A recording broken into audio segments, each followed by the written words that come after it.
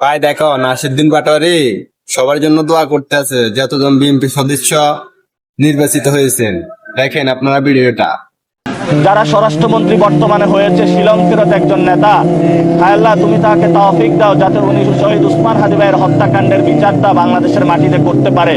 হায় আল্লাহ তুমি বাংলাদেশের মন্ত্রী এমপি সবাইকে হেদায়েত দান করো যাতে আমরা একটি নতুন বাংলাদেশ গঠনের যে প্রতিশ্রুতি দিয়েছিলাম সেটা তারা বাস্তবায়ন করতে পারে।